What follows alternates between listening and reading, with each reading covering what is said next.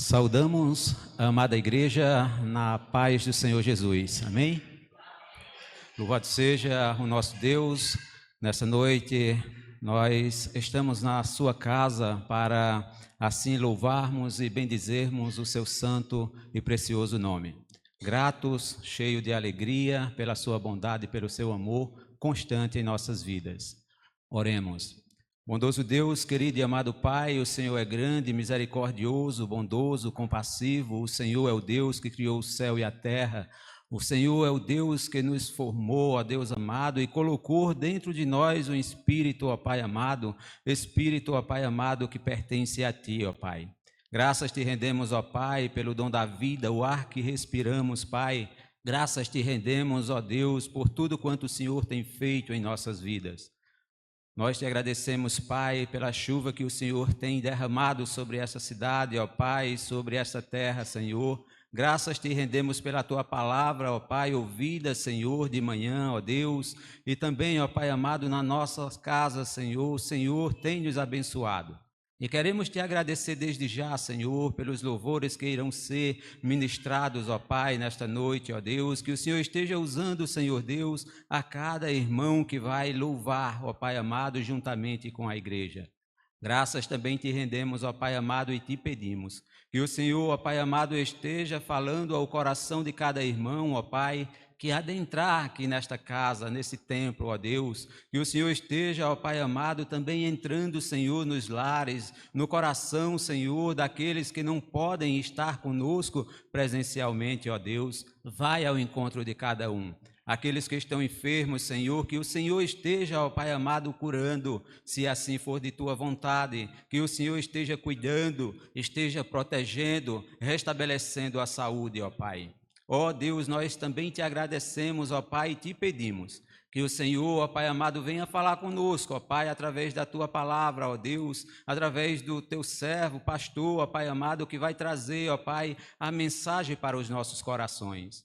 Nós, ó Pai amado, te louvamos, nós, ó Pai amado, bendizemos o teu santo nome, Senhor.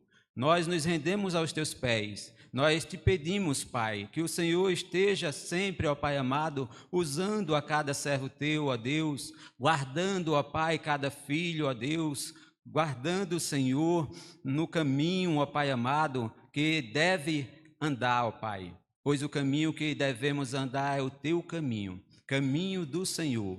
Possamos, ó Pai amado, assim, ó Deus amado, com a nossa vida, Pai, honrar, Senhor, o teu santo nome.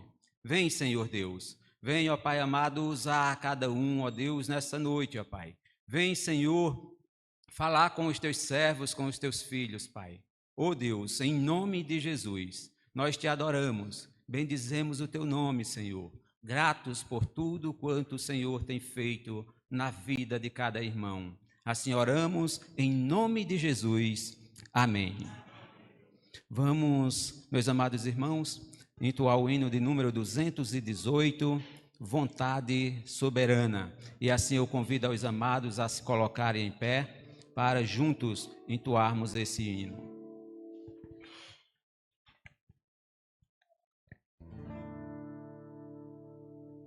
Tua vontade faz, ó Senhor, eu sou feitura, tu és o autor. Molda e refaze todo o meu ser, segundo as normas do teu querer. Tua vontade faz, ó meu Deus, senda-me, corrige os passos meus, torna-me santo, porque tu és. Ouve os meus órgãos, eis-me aos teus pés. Tua vontade faz, ó meu Pai, por ela o crente vive e não cai. Guia minha vida com tua luz, poder e graça, dá-me Jesus.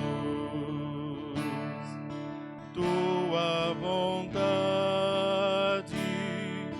boa e sem par, quero na vida realizar. Vive e triunfa, domina enfim, reina supremo, meu Deus em mim.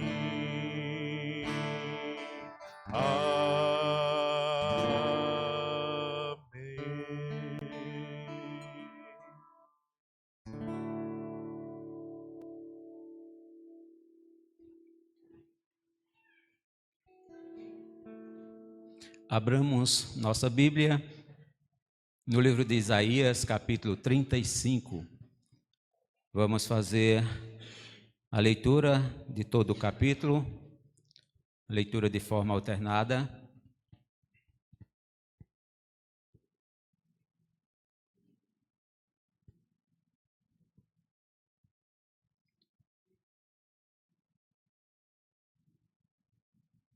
Convido a nossa irmã Rafa, que nos auxilie na leitura. Isaías 35. Todos encontraram? Diz assim a palavra do nosso Deus: o deserto e a terra se alegrarão, o ermo exultará e florescerá como o narciso. Florescerá abundantemente, jubilará de alegria e exultará.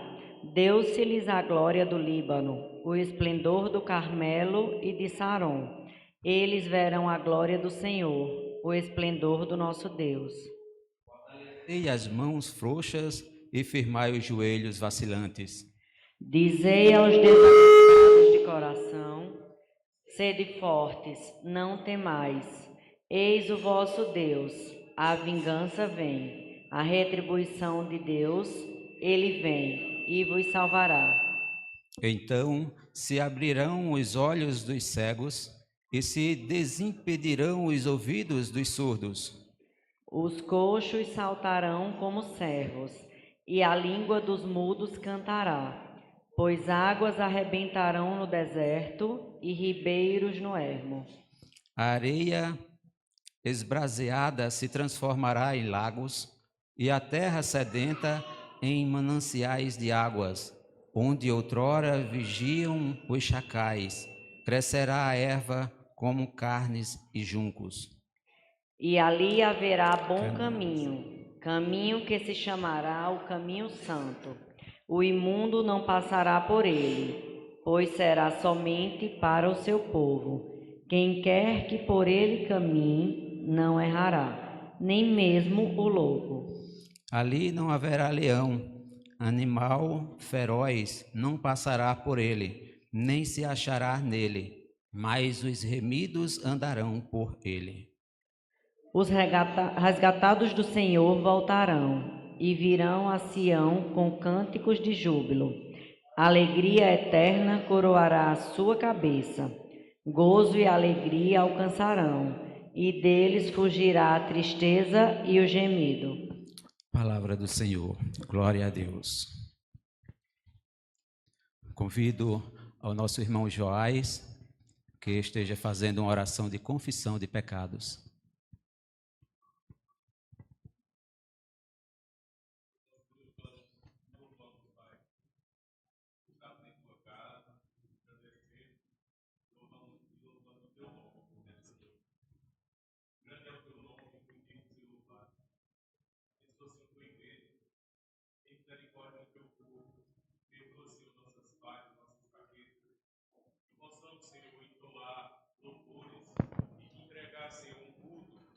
Que seja do teu agrado, Senhor.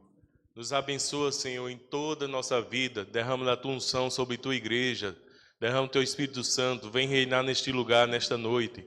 E opera maravilha no meio do teu povo. Em nome de Cristo. Amém. Amém.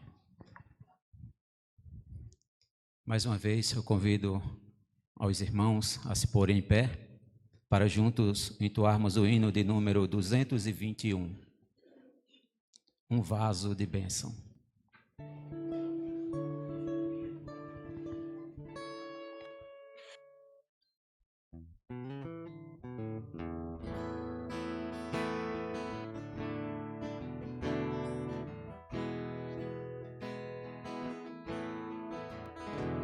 Quero ser um vaso de bênção, sim, um vaso escolhido de Deus, para as novas levar aos perdidos, boas novas que vêm lá dos céus. Faze-me vaso de bênção, Senhor, vaso que leve a mensagem de amor.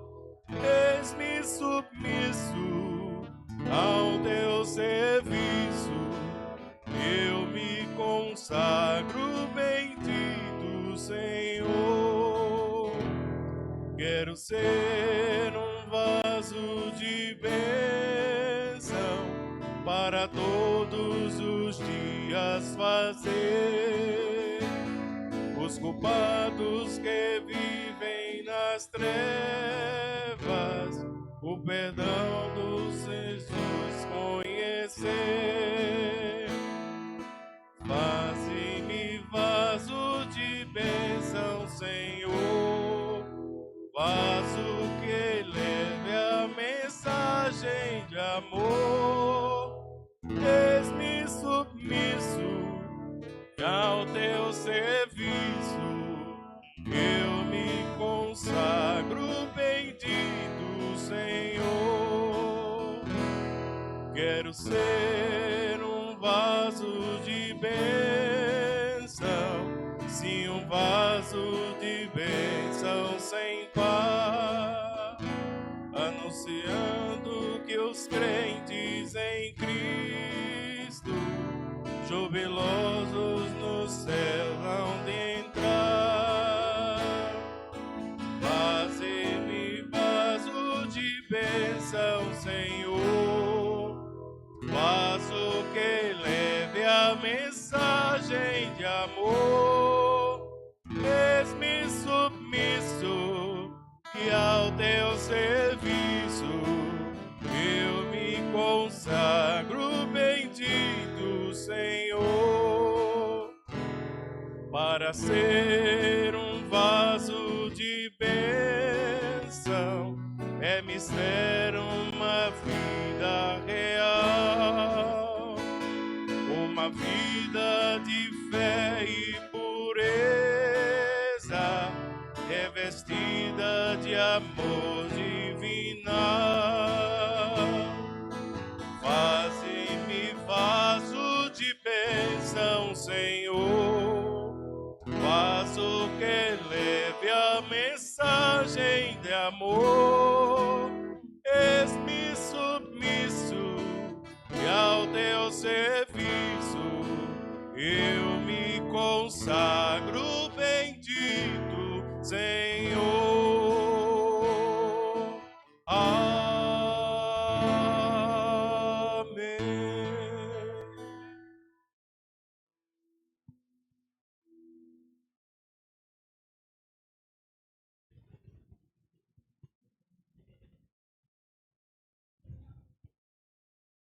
Abramos nossas Bíblias no livro de Salmos, Salmo de número 135.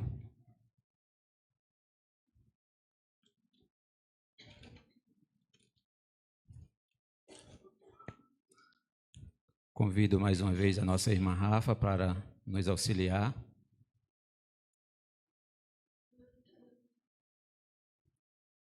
Salmo de número 135, de 1 a 7.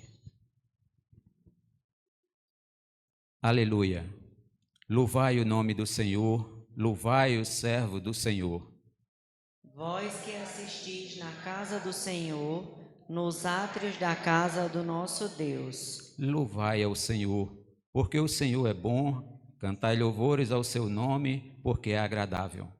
Pois o Senhor escolheu para si a Jacó e a Israel para sua possessão. Com efeito, eu sei que o Senhor é grande e que o nosso Deus está acima de todos os deuses. Tudo quanto aprouve ao Senhor, Ele o fez, nos céus e na terra, no mar e em todos os abismos. Todos. Faz subir as nuvens dos confins da terra, faz os relâmpagos para a chuva, faz sair o vento dos seus reservatórios. Amém. Grande é o nosso Deus, e a esse Deus nós possamos louvar, a esse Deus nós possamos glorificar, a esse Deus nós possamos servir com alegria. Então vamos dar continuidade e eu convido ao nosso irmão Marlo que esteja nesse instante a fazer mais uma oração de adoração ao nosso Senhor e eterno Deus.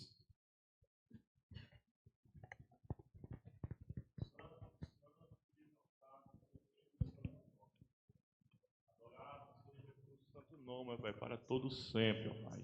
Estamos aqui, ó Pai, mais uma vez, ó Pai, reunidos em Tua casa, ó Pai, para Te honrar, para Te glorificar, ó Pai, para Te exaltar, ó Pai, e dizer que o Senhor é o dono de nossas vidas, ó Pai, e declarar que o Senhor vive para todo século, ó Pai amado.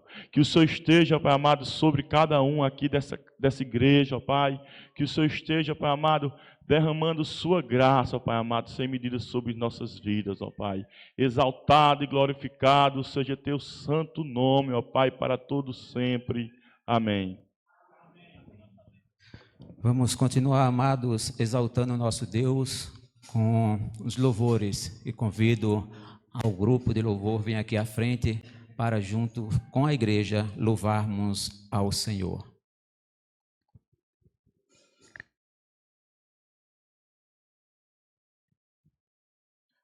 Vamos ficar de pé, meus irmãos, vamos continuar adorando esse Deus maravilhoso.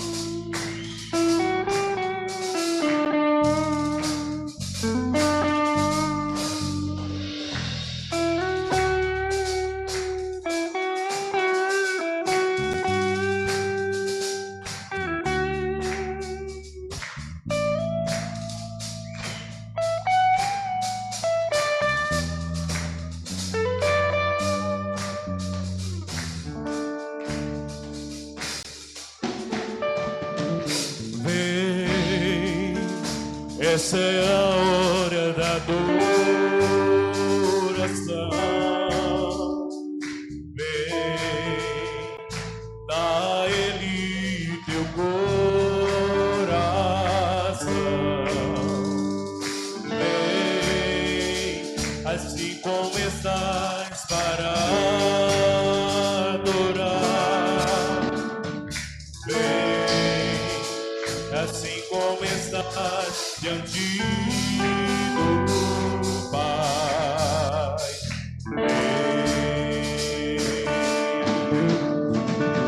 Toda língua confessará ao Senhor, todo joelho se dobrará, mas aquele a quem Deus escolheu, o tesouro maior terá. Vem,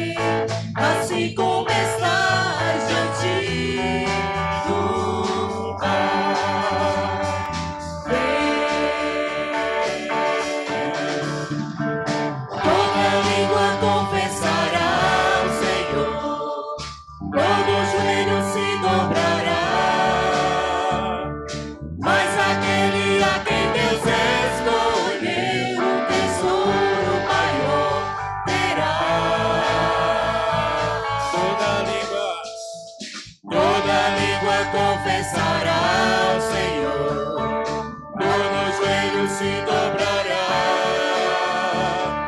mas aquele a quem Deus escolheu, tesouro maior terá.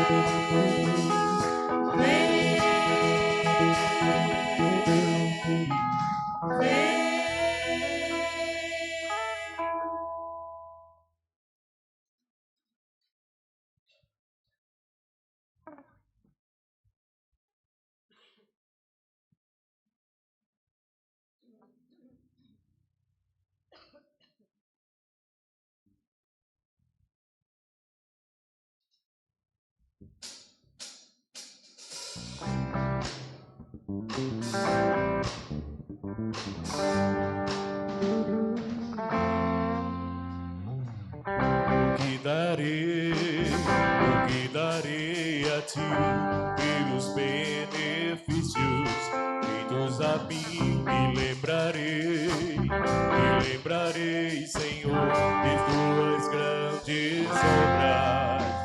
Não há outro além de ti. Não há. Meu desejo é te adorar. Mais e mais, sem limites, me entregarei, adorarei,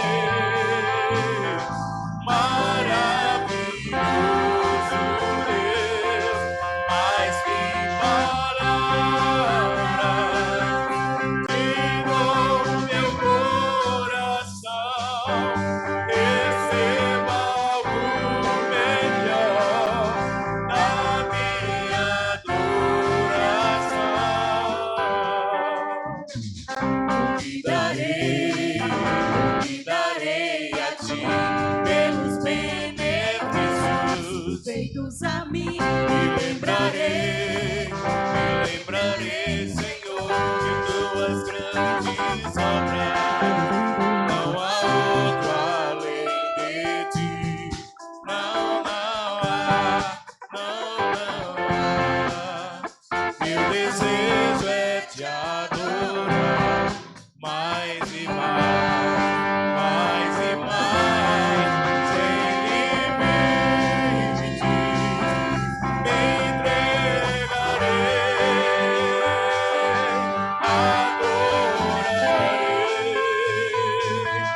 maravilhoso Deus, mais que palavras, digo meu coração, receba o melhor da minha adoração. A igreja, me entregarei, aleluia, adorarei.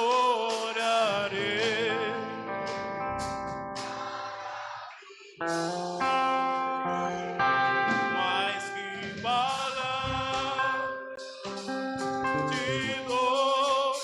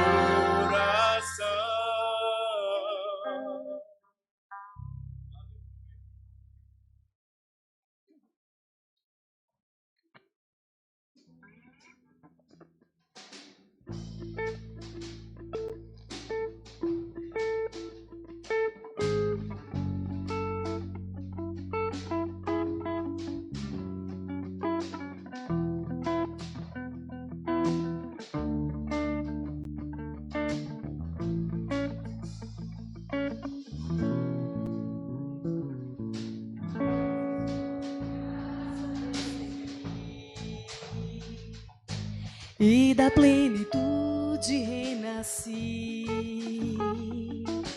Quando atraído me encontrei no amor de Deus,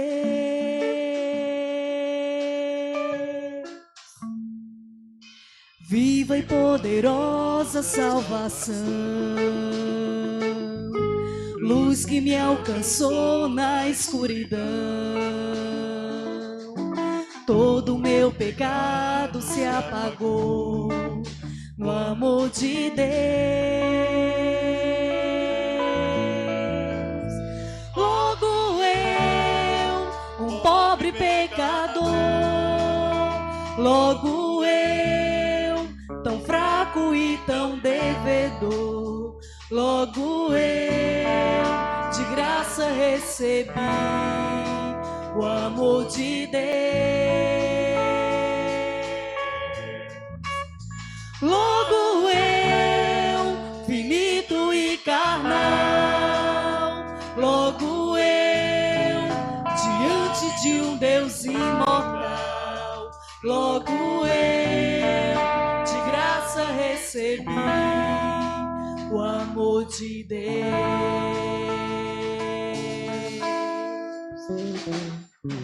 Graça sobre graça recebi, e da plenitude renasci. Quando atraído me encontrei no amor de Deus.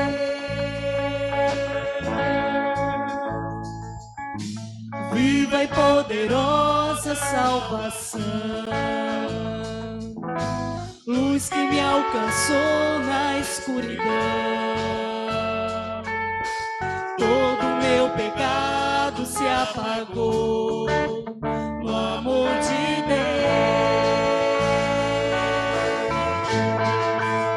Logo eu, um pobre pecador, logo eu, tão fraco e tão devedor, logo eu, de graça recebi o amor de Deus. Logo eu, finito e carnal, logo eu, diante de um Deus imortal, logo eu, de graça recebi o amor de Deus.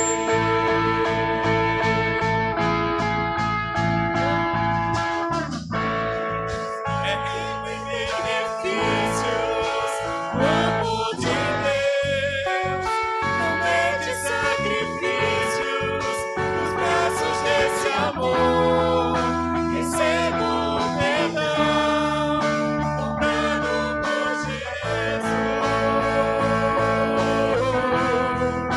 O amor de Deus é puro e consciente como as manhãs, é firme e constante, que se entregou na cruz e a morte derrotou. O amor de Jesus.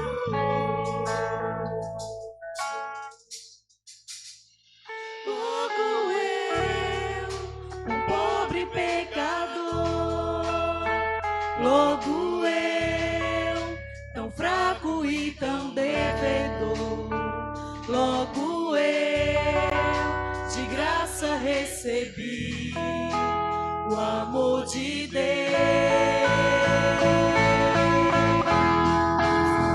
Logo eu, finito e carnal, logo eu, diante de um Deus imortal, logo eu, de graça recebi o amor de Deus. O amor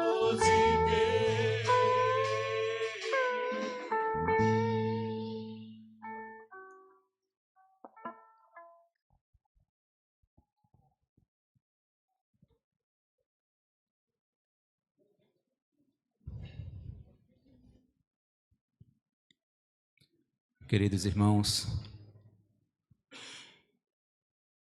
logo eu e você diante de um Deus tão amoroso, tão grandioso, tão bondoso que é, e nós tão falhos, tão pequenos, tão pecadores, mas gratos pelo Deus grande e maravilhoso, que tem nos abençoado, que tem nos dado condições de estarmos na casa dele, que tem abençoado o seu povo.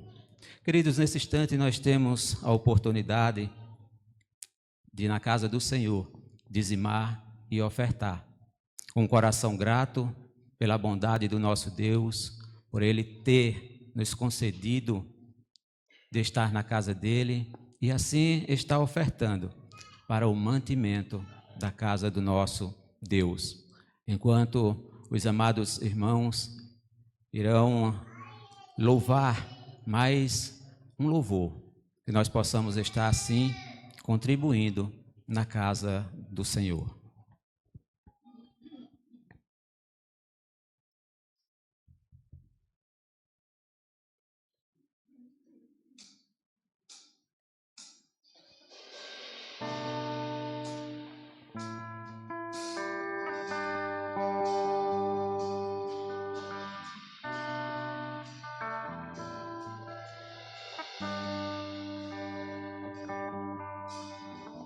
Junto ao poço estava eu, quando um homem judeu viu a sede que havia em mim. Sem me ouvir, conheceu e me ofereceu uma água que jorra sem fim. De beber, pois tenho sede, não quero mais buscar em outras fontes. Não precisarei aqui voltar pra minha sede saciar, uma vez que eu já ouvi teu falar. Tu és o que a minha alma esperou, a fonte da vida que me encontrou. És o dom de Deus, o Messias, o meu Salvador.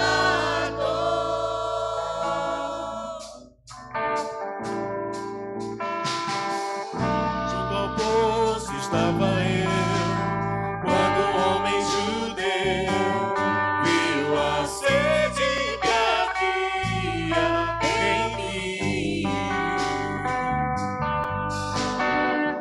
Sem me ouvir, conheceu e me ofereceu uma água que jorra sem fim.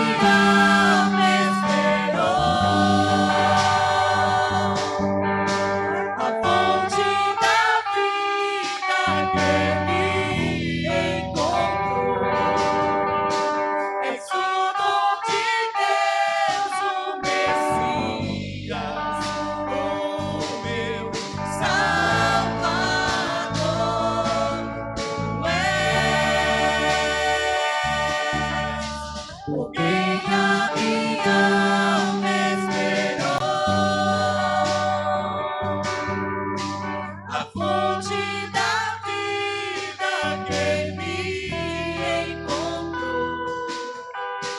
És o dom de Deus, o Messias, o meu Salvador. Quero beber do teu rio, Senhor. Sacia minha sede, lava o meu interior. Eu quero fluir em tuas águas. Eu quero beber da tua fonte, fonte de águas vivas. Tu és a fonte, Senhor.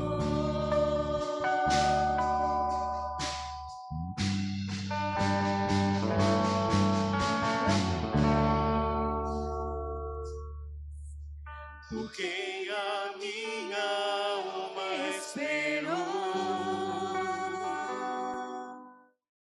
a fonte da vida que me encontrou. És o dom de Deus, o Messias, o meu Salvador.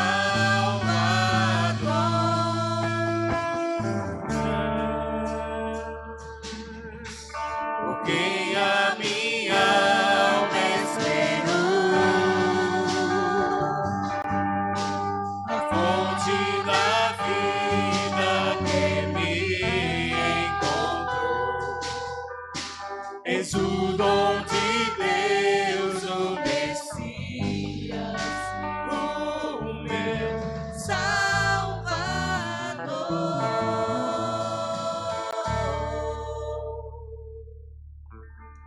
Santo Deus e amado Pai, nós queremos te agradecer por esta rica oportunidade de estarmos aqui esta noite para louvar e bendizer o teu santo nome. Tu és de fato por quem a nossa alma esperou e espera todos os dias. É o Senhor que escuta as nossas orações, é o Senhor que faz morada no nosso ser através da habitação do teu Santo Espírito. E nós somos gratos, Senhor, por tamanha dádiva e graça concedida a nós, meros pecadores, que estávamos perdidos no lamaçal de pecado, no tremedal de lama, mas por conta da tua graça e misericórdia, o Senhor nos transportou para o reino do Filho do teu amor, para habitar numa luz inacessível. Louvado, exaltado seja sempre o teu santo nome. Ó Senhor, perdoa os nossos pecados, as nossas falhas. Nós somos miseráveis pecadores, nós te desonramos constantemente por ações, palavras, pensamentos, tantas coisas nós fazemos, Senhor, que te desagrada. Tenha misericórdia de nós, ser compassivo a nós pecadores. Tenha misericórdia, sustenta as nossas mãos, os nossos pés trôpegos. Ó Senhor, escuta mais uma vez a nossa oração, recebe os nossos louvores, recebe tudo o que está sendo feito aqui esta noite, e que seja tão somente para a honra e a glória do teu santo nome. Aquece os nossos corações e prepara-nos para ouvir a tua santa palavra. Abre o nosso entendimento, Santo Espírito de Deus. Ilumina as nossas mentes, os nossos corações, que possamos compreender aquilo que Cristo quer falar através do teu servo. Obrigada por cada irmão que dizimou e ofertou esta noite. Abençoa-nos em tudo, Senhor. Obrigada, em nome de Jesus. Amém.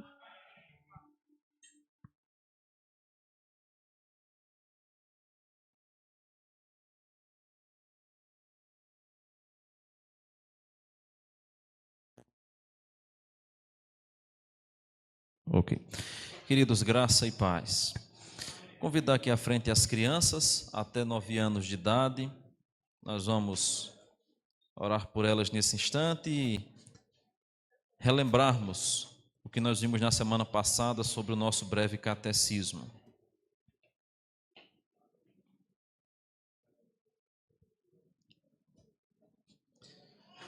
Muito bem. Na semana passada, crianças, vocês devem lembrar que nós tratamos a sétima ou a sexta pergunta, melhor dizendo, do nosso breve catecismo. Não tinha o slide, eu mandei errado, mas hoje está aí. Pode colocar na tela a sexta pergunta do nosso breve catecismo. Vocês devem recordar que eu perguntei quantas pessoas há na divindade. E aí qual é a resposta? 3. Quem são? Deus Pai, o Filho e o Espírito Santo. Deus Pai, Deus Filho e Deus Espírito Santo. É aquilo que nós chamamos de Trindade Santa. O Deus Criador dos céus e da terra é um em essência, isso é muito difícil entender, mas subsistem 3 pessoas. Então a gente costuma usar a seguinte ilustração, embora não seja perfeito. Você sabe o que é uma vela? Vocês sabem, né? Pelo menos de aniversário. Hoje, não, quando falta energia, usa o telefone, usa a lanterna. Mas a vela, né? Se você juntar 3 velinhas assim, a pontinha dela, 3 velinhas, quantas chamas haverá de ter? Só uma, né? Se você junta assim elas, fica um fogo só. Mas são 3 velas, não é verdade? Então, Deus, ele é 3 em pessoa, 3 pessoas, mas é um único Deus em essência. Então, nós temos um Deus único, não existe outro Deus além do nosso Deus, mas ele subsiste em 3 pessoas. É o Pai, o Filho e o Espírito Santo a quem nós cremos. Amém? Vamos orar nesse instante ao Senhor, vamos lá? Vamos juntar as mãos, fechar os olhos e vamos orar ao Senhor, tá bom? Senhor Jesus, nós agradecemos por mais um dia em tua casa. Abençoa o nosso momento de culto. Fala ao nosso coração. Em nome de Jesus. Amém. Amém. Deus abençoe. Podem seguir a professora, tá bom?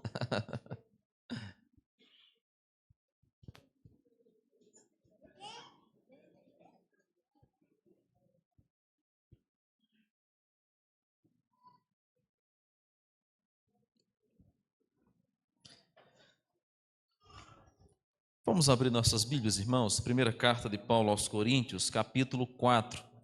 Primeira carta de Paulo aos Coríntios, capítulo 4. Vamos avançar nessa carta. Tivemos algumas pausas, né? Família no altar. Semana passada teve o pastor Daniel pregando e a gente deu uma pausa na exposição desse livro. Mas hoje nós vamos ver todo o capítulo 4, para que, com a graça de Deus, semana que vem, já avancemos pelo capítulo 5 e assim a gente em breve termine esse livro, essa carta do apóstolo Paulo. 1 Coríntios, capítulo 4, verso 1 ao verso 21, eu vou ler e os irmãos acompanham atentamente a palavra do Senhor. 1 Coríntios 4, todos acharam? Diz a palavra do Senhor. Assim, pois, importa que os homens nos considerem como ministros de Cristo e despenseiros dos mistérios de Deus. Ora, além disso, o que se requer dos despenseiros é que cada um deles seja encontrado fiel. Todavia, a mim, muito pouco se me há de ser julgado por vós, ou por tribunal humano, nem eu tampouco julgo a mim mesmo. Porque de nada me argui a consciência, contudo, nem por isso me dou por justificado, pois quem me julga é o Senhor. Portanto, nada julgueis antes do tempo, até que venha o Senhor, o qual não somente trará à plena luz as coisas ocultas das trevas, mas também manifestará os desígnios dos corações, e então cada um receberá o seu louvor da parte de Deus. Estas coisas, irmãos, apliquei-as figuradamente a mim mesmo e a Apolo, por vossa causa, para que por nosso exemplo aprendais isto, não ultrapasseis o que está escrito, a fim de que ninguém se ensoberbeça a favor de um e em detrimento de outro. Pois quem é que me faz sobressair? E que tens tu que não me tenhas recebido? E se o recebestes, por que te vanglorias como se não tiveras recebido?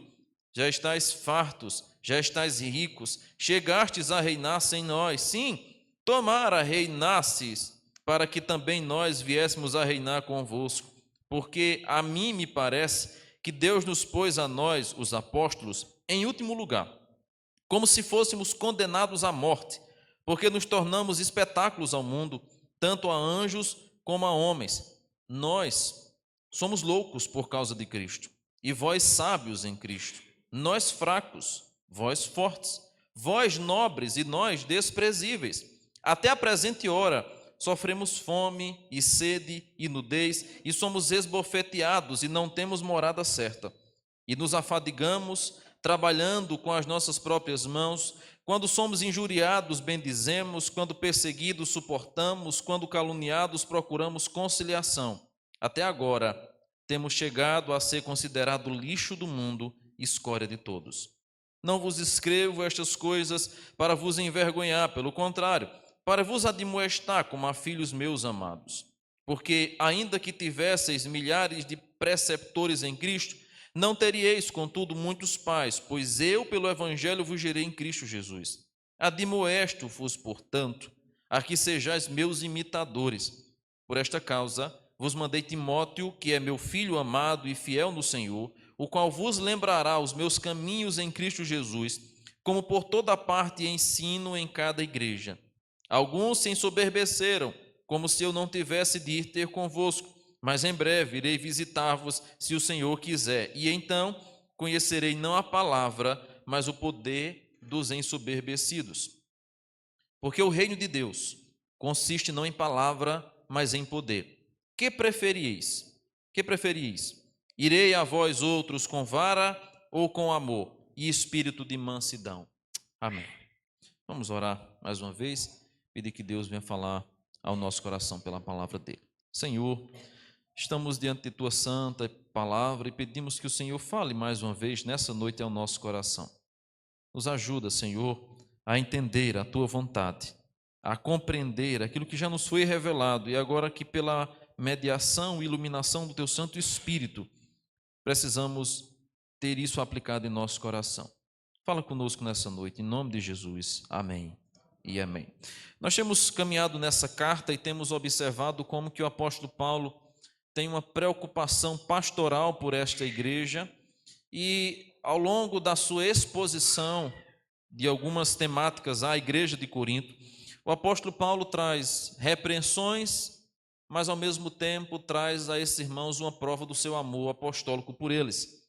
E agora, ao chegar no capítulo 4, o apóstolo Paulo vai utilizar mais imagens. Paulo fez isso no capítulo 3. Quando nós olhamos para o capítulo 3, nós vimos o apóstolo Paulo utilizando várias imagens, ou pelo menos 3 imagens, com respeito à igreja.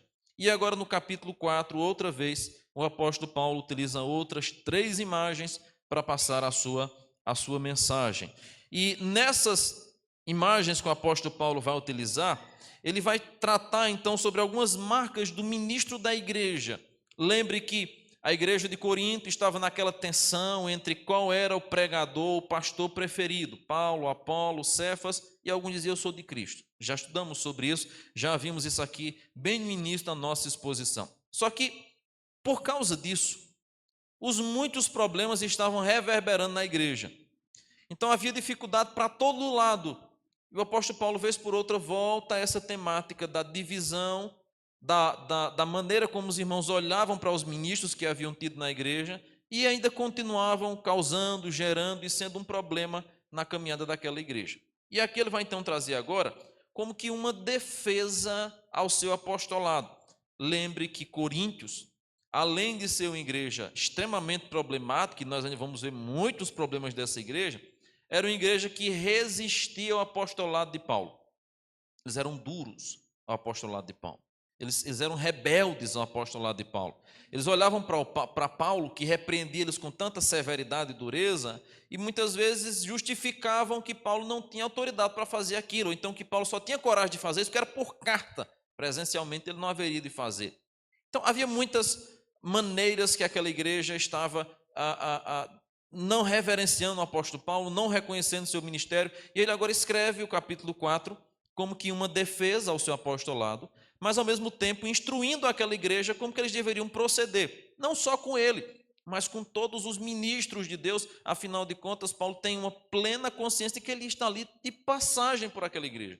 Foi ele que plantou, foi ele que fundou aquela igreja, ele está pastoreando agora à distância aquela igreja através de cartas, mas outros ministros haveriam de vir depois dele. Então, Paulo tem uma preocupação em cuidar, instruir aqueles irmãos para que eles tivessem uma consciência bíblica, para que ao julgar os ministros que viessem depois dele, e também ele mesmo, fizessem com brandura e sabedoria, não por carnalidade. Então, aqui nós vamos encontrar as marcas do ministro da igreja, e eu queria então ver 3 aspectos que Paulo aqui vai utilizar, com as 3 figuras que ele utiliza. Então, eu vou seguir essa esquematização das figuras que o apóstolo Paulo utiliza.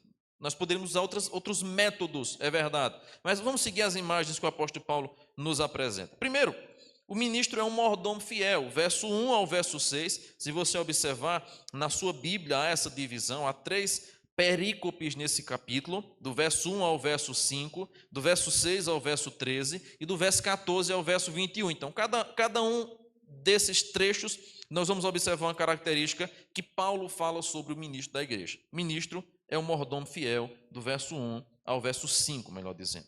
E aqui, nestes primeiros versos, Paulo agora vai ainda corrigir o problema do capítulo 1. Ainda Paulo está corrigindo o primeiro problema do capítulo 1.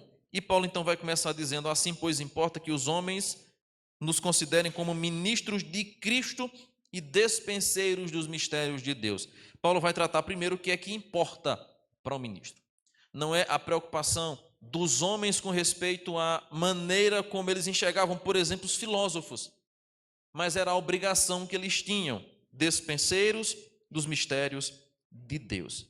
E aqui, então, como mordomo fiel, Paulo vai combater a ideia do culto à personalidade, algo comum tanto na igreja quanto na cidade de Corinto.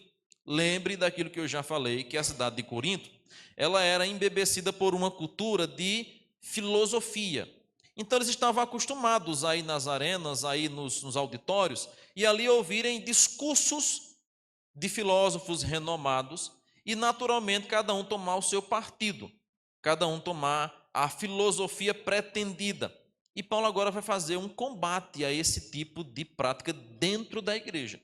Paulo vai ensinar aqueles irmãos que a igreja não é como que um areópago, um auditório, onde filósofos se apresentam e cada um diz: eu prefiro esse, eu prefiro aquele, eu sou mais cordato com este aqui. Paulo vai dizer: nós não somos considerados filósofos, importa que os homens nos considerem como ministros de Deus. E aí, então, ele vai dizer que o obreiro, ele é um escravo, e como escravo ele é sentenciado à morte, porque a palavra que Paulo vai utilizar aqui de ministro, ela é diferente do significado que nós temos, por exemplo, na nossa língua portuguesa. Se você procurar algum dicionário onde a palavra ministro esteja sendo traduzida ou ali dando seu significado, na língua portuguesa, normalmente a palavra ministro ela é utilizada para o primeiro escalão do governo. Então nós temos os nossos ministros federais. Nós sempre, ao ouvirmos falar sobre ministro, nós associamos ao primeiro escalão do governo, pessoas de autoridade, pessoas de alta postura. Só que aqui Paulo não quer tratar sobre o ministro como sendo esse tipo de pessoa. Pelo contrário, o que tem aqui nesse texto é a maneira como Paulo está observando o ministro na função religiosa. E a palavra utilizada pelo apóstolo Paulo, no grego, é a palavra ruperetes, ou riperetas. A ideia é a seguinte: ele é um remador de galés. No Antigo Testamento, não, naquele tempo do apóstolo Paulo, haviam os navios, naturalmente os barcos não eram a motor, nem muito menos movidos a eletricidade alguma, mas era movido a braçada mesmo. E na parte baixa do navio, havia os remadores que ficavam ali, responsáveis por fazer aquele barco ou aquele navio sair do lugar, e o trabalho era extremamente pesado, ele fazia todo o trabalho que hoje o motor faz. Então ficava aquela fila de escravos de um lado e de outro, e alguém que conduzia essa sincronia como certamente você já viu em algum esporte competitivo, mas nada se assemelha porque aqui nós estamos tratando de um navio pesado e o trabalho também era muito pesado. E aqueles homens ficavam ali, remando e remando, para levar o navio para o destino desejado. E esse era o tipo de trabalho humilhante, vexatório e escravizante. E Paulo utiliza a palavra que era utilizada para essa classe de pessoas. Paulo vai dizer, nós somos hiperetas. A ideia é, nós somos como que um remador de galés. A palavra ministro no grego que Paulo utiliza então, nada se assemelha a um alto escalão do governo, mas se assemelha, ou na verdade é, uma referência ao escravo do navio que está remando, está ali de maneira escravizante trabalhando sob ordens de um senhor. Por causa disso então, a primeira imagem que ele vai tratar aqui é essa imagem do ministro como sendo mordomo, e esse mordomo, por sua vez, ele é um escravo. Além disso, Paulo vai observar que o obreiro também é um obreiro, um mordomo, melhor dizendo, que obedece às ordens do seu senhor. Por isso que ele vai dizer, nós somos dispenseiros dos mistérios de Deus, é alguém que está ali para obedecer ordens. E por que alguém que obedece ordens não faz a sua própria vontade? Quando ele utiliza a imagem de dispenseiros, ministros e também despenseiros, Paulo agora está tratando daquela figura do mordomo da casa. Não é tão comum em nossa cultura, é claro, mas em grandes casas, em meio a uma família, né, muito rica, que tem uma grande casa, uma grande mansão, é comum se ter algumas funções dessas, né? Então se tem o mordomo da casa, se tem a governanta da casa, se tem os serviçais, toda a equipe que trabalha para manter uma mansão em seu estado perfeito. Só que Paulo aqui está usando a imagem de um mordomo, que era a pessoa que naquela época cuidava também de grandes casas ou grandes mansões de pessoas ricas. Essa pessoa que era o mordomo em relação ao seu senhor não era nada, era apenas um escravo. Em relação aos demais, ele era aquele que dava as instruções e comandava tudo o que acontecia naquela casa. Paulo agora vai dizer que os ministros são importa que nós sejamos considerados como ministros e também como dispenseiros dos mistérios de Deus. E como dispenseiro, a palavra que ele vai utilizar no grego agora é oikonomos, a ideia de onde vem a palavra mordomo mesmo. Por causa disso, o ministro ou o mordomo é aquele que é responsável por cuidar dos interesses do seu senhor.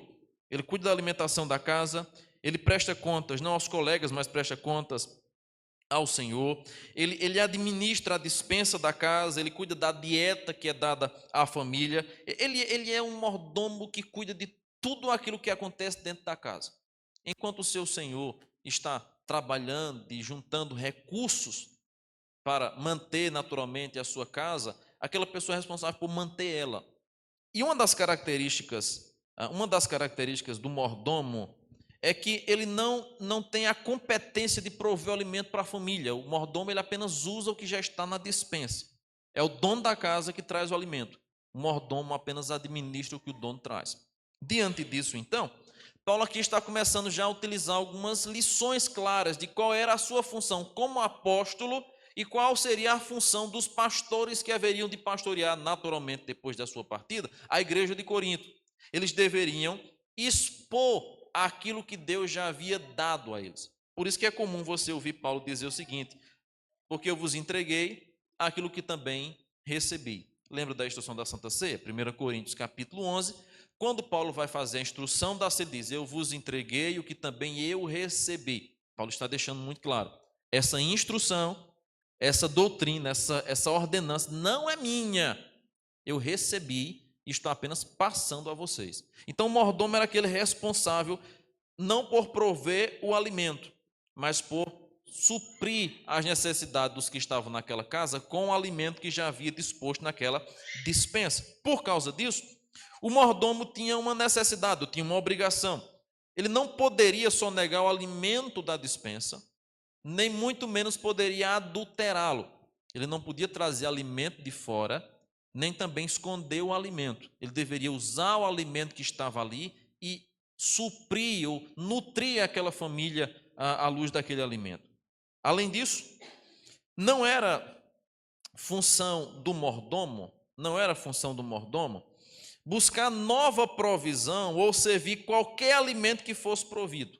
Não era a função dele. Ele apenas deveria ser fiel àquilo que o seu Senhor havia comprado, aquilo que o seu Senhor havia colocado na despensa. Por isso que Paulo agora está começando a elucidar a razão da sua pregação, muitas vezes dura, muitas vezes confrontadora, mas fiel aos ensinos de Cristo. Paulo vai dizer: eu não estou nem aí para aquilo que as pessoas dizem a meu respeito no crivo da filosofia. Importa que eu seja considerado ministro de Deus, despenseiro dos mistérios de Cristo. A minha preocupação não está com o julgamento do mundo, mas está com aquilo que o meu Senhor haverá de cobrar de mim, se eu fui fiel em entregar aquilo que ele me confiou às suas mãos. Então era a função do mordomo, servir às mesas com integridade. Além disso, nós vamos perceber que Paulo vai utilizar agora, do verso 3 em diante, algumas imagens sobre o julgamento. Verso 2 ele vai dizer: ora, além disso que se requer dos dispenseiros, é que cada um deles seja encontrado fiel. É a menção mais conhecida por nós, que é quando o ministro deveria ter cuidado para que quando o seu senhor voltasse o encontrasse fiel. E então no versículo 3 ele vai dizer: a mim muito pouco se me dá julgado por vós ou por tribunal humano. Agora Paulo vai utilizar 3 figuras de 3 crivos de julgamento que ele naturalmente haveria de enfrentar. Primeiro, o julgamento dos homens. Paulo vai dizer que ele pouco se importa de ser julgado por tribunal humano. O grande projeto do ministro não é ser popular aos olhos dos homens, mas fiel diante de Deus. Afinal de contas, a nossa preocupação não é com a nossa popularidade. No final das contas, ninguém que prega o evangelho fielmente vai ser tão popular ao mundo. É desconhecido, à luz da história bíblica sagrada, alguém que era fiel às sagradas escrituras e fosse popular ao governo, e fosse popular ao agrado do mundo. Porque, na verdade, o evangelho é loucura. E Paulo vai dizer isso, inclusive. Nós somos chamados de loucos. A igreja de Atos crescia, bem verdade, Atos capítulo 2, e havia simpatia do povo para com aquela igreja. Mas lembre de uma coisa: a simpatia do povo para com aquela igreja em nada tem a ver com a maneira secular como a igreja se portava. Pelo contrário, a ligação que nós temos ali é de que aqueles crentes de fato testemunhavam o evangelho. E as pessoas olhavam para a pregação deles e para a vida deles assim: de fato, esses aí são crentes. Nós podemos fazer o que for com eles, mas nós não podemos negar o fato de que estes aí de fato são cristãos. Porque eles se assemelhavam com Cristo. E é exatamente na Antioquia que eles vão ser chamados pela primeira vez de cristãos, porque pareciam demais com Jesus. Então a igreja ela nunca vai ganhar a popularidade do mundo. Pelo contrário. Certa vez perguntaram ao pastor Francisco Leonardo, que já foi diretor do Seminário Presbiteriano do Norte há muito tempo atrás. Ele é o pai, é o sogro do reverendo Augusto Nicodemos, pastor holandês que veio ao Brasil com uma bela missão e foi um exemplo, e é um exemplo porque ainda é vivo, a todos os demais pastores. E perguntaram assim: pastor Francisco, Chiquinho, como ele era conhecido, se a igreja fosse mais perseguida, será que ela seria mais fiel? Ele diz: não, é o inverso. Se a igreja fosse mais fiel, naturalmente ela seria mais perseguida. Não é a perseguição que nos leva à fidelidade.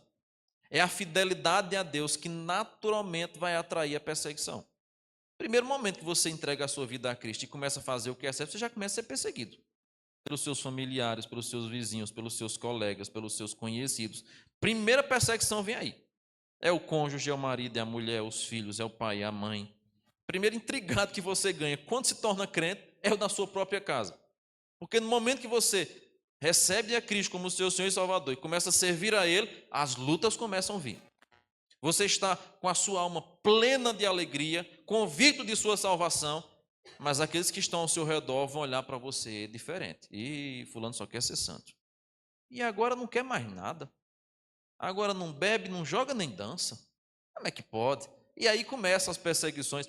Se a igreja fosse mais fiel, naturalmente ela seria mais perseguida. E aqui nós vamos perceber que Paulo vai dizer: eu não estou preocupado se o tribunal humano vai me julgar. Minha fidelidade não é prestada ao mundo, eu não tenho compromisso com o mundo, meu compromisso é com o Senhor. Versículo 4, Paulo vai dizer: também muito pouco me argui a minha consciência. A ideia é: eu estou sendo fiel ao Senhor, então eu não estou trabalhando com propósito dúbio, eu não estou trabalhando por interesse financeiro, eu não estou trabalhando por benefício próprio, eu estou sendo fiel ao Senhor, então minha consciência está tranquila. Depois, Paulo vai falar sobre o julgamento de Deus, versículo 4, pois quem me julga é o Senhor.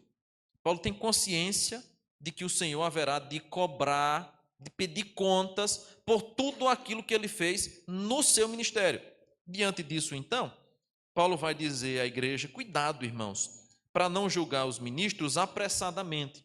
Verso 5, porque nada julgueis antes do tempo, até que venha o Senhor, o qual não somente trará à plena luz as coisas ocultas das trevas, mas também manifestará os desígnios dos corações. E então, cada um receberá o seu louvor da parte de Deus. Com isso, Paulo não está dizendo que a igreja jamais poderia chamá-lo a atenção por algum ato errado que ele cometeu. Não é isso que Paulo está dizendo. Mas o que Paulo está dizendo aqui é: cuidado com a maneira que vocês julgam, baseados na prerrogativa do mundo. Nós não julgamos os ministros de Deus como o mundo julga os filósofos. Lembre sempre disso. A perspectiva da igreja de Corinto estava na filosofia. E aqueles irmãos queriam julgar os pastores baseado na sua filosofia. Ou seja, eles avaliavam o pastor baseado na sua, o apóstolo, melhor dizendo, baseado na retórica. Esse camarada aí é desenrolado, fala bem, tem uma palavra assim muito convincente, fala ao meu coração, é carismático, esse aí é aprovado, aquele outro ali é muito duro, aquele outro ali é muito severo, não, esse aí não presta. Paulo diz: cuidado com esse tipo de julgamento. Não é com esse crivo que nós julgamos, mas é com o crivo da palavra, porque o que se requer dos dispenseiros é que eles sejam encontrados fiéis. Então, se há fidelidade, esse deve ser o critério para ser usado. Agora, se não há fidelidade, aí sim, Deus haverá de julgar, e vocês também naturalmente terão direito de julgar por falta da fidelidade ao Senhor. Então, a primeira questão que Paulo vai utilizar, a primeira imagem que ele vai utilizar aqui, é que o ministro, ele é um mordomo. Ele é um mordomo de Cristo. Segunda marca do ministro que Paulo vai trazer, então, do verso 6 ao verso 13, é que o ministro é também um espetáculo diante do mundo. E ele diz assim: estas coisas, irmãos, apliquei-as figuradamente a mim mesmo e a Apolo por vossa causa, para que, por nosso exemplo, aprendais isto: não ultrapasseis o que está escrito, a fim de que ninguém se ensoberbeça a favor de um em detrimento de outro.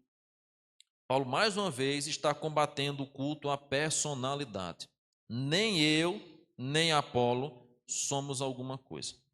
Maldito homem, vai dizer Jeremias, que confia noutro homem, que faz do seu braço mortal a sua fortaleza, que faz do seu braço mortal a sua maior confiança. A ideia é: não confie a sua vida a homens, confie a sua vida a Cristo. Por causa disso, não idolatrem homens, não superestime pessoas. As pessoas nos decepcionam, irmãos, e nós decepcionamos as outras pessoas. Isso é uma realidade. As pessoas nos decepcionam tanto quanto nós também as decepcionamos. E a pior coisa é a expectativa. Afinal de contas, não haveria frustração se não houvesse expectativa. Acontece que a gente tem expectativa demais. Eu estava vendo hoje um videozinho engraçado com minha esposa, de uma mulher que fez 15 anos de casamento. Completou, era o aniversário de 15 anos de casamento. E ela fez um videozinho engraçado que ela amanheceu o dia dizendo assim: hoje meu marido vai fazer uma grande surpresa. E ela ficou deitadinha: vou fingir que eu estou dormindo para que ele me acorde com a surpresa. E ela ficou ali e tal, o marido levantou, foi trabalhar, ela fez, é porque eu acho que ele vai fazer no almoço. Então eu vou aqui fazer as coisas e tal, e vou aguardar, não vou nem fazer o almoço, que ele vai me chamar para almoçar fora. E aí quando dá 11 horas, ela ligou, o marido ligou, o almoço está pronto? Ela então diz assim, mas eu acho que ele vai deixar para a noite, porque durante o dia é corrido. Então ela fez ali um almoço rápido, né? Se ajeitou e tal, e aí ele ficou meio assim, mas assim, não, mas à noite ele vai me chamar. Ele vai me chamar. Na verdade, eu acho que ele vai até me levar para viajar. Talvez ele me leve para Paris, que nós não fomos ainda, mas por causa do horário, talvez ele me leve para uma cidade vizinha, que é muito bom. E ela ficou ali criando aquela expectativa. E aí passou a tarde inteira, nada da ligação para fazer a viagem, nada. Ele disse, mas eu acho que quando for à noite, ele vai chegar e dizer, vamos sair para jantar. Se arrume e vamos sair. E ele chegou em casa, aí o marido chegou e disse, tem janta, minha filha? E ela olhou assim e disse, ele deve estar guardando essa surpresa para depois do jantar. Então eu vou fazer a janta rápida ali. Fez a janta. Quando o marido se serviu, que ela tirou os pratos da mesa, olhou, o marido estava dormindo. Ela, expectativa de uma viagem, de um almoço fora, de um jantar fora. O marido nem lembrou que era aniversário de casamento. Qualquer semelhança é mera coincidência, irmãs. Expectativa. A frustração foi maior por causa da expectativa. O marido nem lembrou de 15 anos de casamento. Quem dirá de fazer a viagem, levar para jantar fora, trazer um buquê de flores, coisa desse tipo mais. A expectativa é terrível. Ela frustra ainda mais. Ela frustra ainda mais. Ela frustra cada vez mais. E Paulo vai dizer, não criem expectativas irreais. Por quê? Eu estou aplicando isso figuradamente a Apolo e a mim mesmo. Pois quem é que te faz sobressair? E que tens tu que não tenhas recebido? E se recebeste, por que te vanglorias como se não tivesse recebido? Agora, Paulo vai tratar de maneira irônica o que é que a igreja de Corinto estava fazendo. Verso 8. Já estáis fartos, já estáis ricos, chegastes a reinar sem nós. Sim, tomara reinasses, para que também nós viéssemos a reinar convosco. Paulo agora vai dizer, vocês estão se vangloriando, estão aí comparando pregadores, aí vocês certamente já estão muito ricos, né? Já estão fartos, já estão reinando, já estão vivendo a reinar sem nós. A ideia de Paulo é, quem são vocês para fazer esse tipo de julgamento? Vocês acabaram de nascer espiritualmente. Foi Paulo que plantou aquela igreja, foi Paulo que instruiu aqueles irmãos os primeiros passos, foi Paulo que ensinou a eles o caminho da fé. É agora aqueles irmãos se viram para Paulo e diz, Paulo, nós não preferimos você, nós preferimos Apolo, preferimos Pedro, qualquer outro, afinal de contas você nem apóstolo é. Paulo vai dizer, quem são vocês para querer se ensoberbecer? Vocês acham que estão reinando? Aí Paulo vai dizer, quem dera estivessem reinando, porque quando eu voltasse aí, eu iria reinar com vocês, porque quando eu voltasse, eu iria desfrutar da maneira que vocês tanto cresceram, quando na verdade aqueles irmãos estavam ensoberbecidos. E Paulo agora vai exortar e vai condenar a palavra soberba. Por isso ele vai fazer os comparativos. Nós somos como que espetáculos ao mundo. A ideia que Paulo está utilizando, ou a imagem que ele está utilizando, é a imagem do Império Romano, que naquela época, quando vencia uma batalha, trazia alguns dos prisioneiros vivos amarrados por corda ou por corrente. A imagem era a seguinte, o Império Romano avançava para determinada região e ganhava isso na batalha. Alguns dos que ficavam vivos na batalha, dos perdedores, eram trazidos para Roma, amarrados nos carros de boi.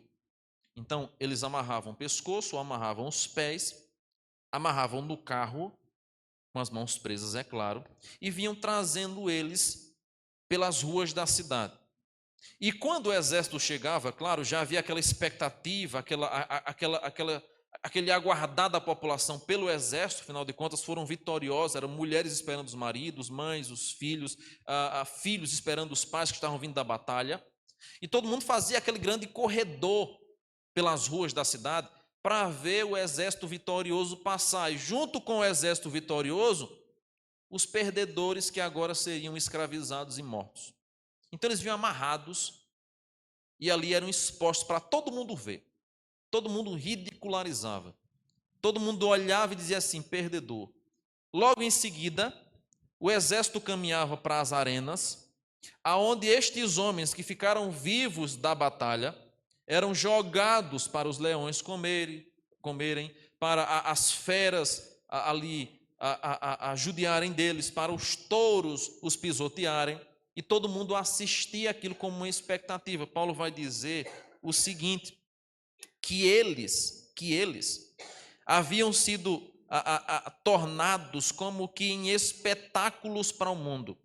Por isso que Paulo vai dizer, então, no versículo 9 o seguinte, porque a mim me parece que Deus nos pôs a nós, os apóstolos, em último lugar, como se fôssemos condenados à morte, porque nos tornamos espetáculo ao mundo, tanto a anjos como a homens. Nós somos loucos por causa de Cristo, e vós sábios em Cristo. Nós fracos, vós fortes. Vós nobres e nós desprezíveis. Paulo está dizendo, nós estamos, irmãos, como aqueles escravos que estão sendo arrastados até a arena para morrer.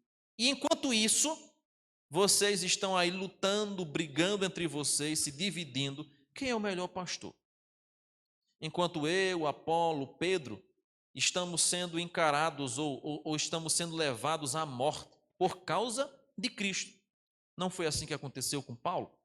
Eu não sei o método que Apolo morreu, não me lembro de haver na Bíblia Sagrada uma indicação de como ele morreu, mas Paulo morreu decepado, a sua cabeça foi tirada fora pela guilhotina. O apóstolo Pedro foi crucificado como Cristo. Por isso que o próprio Cristo vai dizer naquele texto que eu preguei aqui, melhor dizendo, preguei a Saf, na verdade, de João 20, de que nos últimos dias, Pedro, você não dirá mais para onde ir, mas outros dirão aonde você vai ser levado. E Pedro morre crucificado.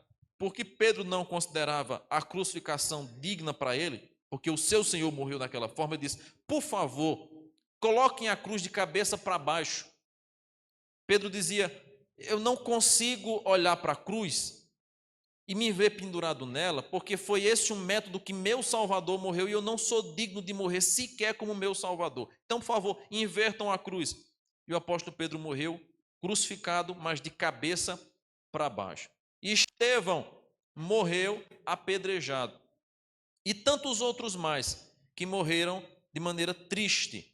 Paulo vai dizer, nós somos escravos, nós somos levados à morte por causa de Cristo, nós somos como que um escândalo para a sociedade, a ideia que Paulo vai usar aqui, a ideia do teatro, todos nos julgam, nos veem, enquanto nós estamos sendo levados para a morte, mas isso pouco nos importa, porque nós haveremos de receber a inacessível coroa do Rei da Glória. Então nós avançamos, mas enquanto isso vocês estão discutindo bobagem. Então Paulo vai trazer essa recomendação, essa exortação a essa igreja. Depois então, o apóstolo Paulo vai falar no versículo de número 11, 12, o seguinte, até a presente hora sofremos fome, sede, nudez e somos esbofeteados e não temos morada certa. Nos afadigamos, trabalhando com as nossas próprias mãos. Quando somos injuriados, nós bendizemos. Quando somos perseguidos, nós suportamos. Quando caluniados, nós procuramos a conciliação. Até agora temos chegado a ser considerados lixo do mundo e escória de todos. Era essa maneira que os apóstolos eram vistos. Por isso que quando Paulo entrava numa cidade, rapidamente havia uma turbo-organização para botá-lo para fora. Foi assim na pregação de Tessalônica, em Roma, em tantos outros lugares mais.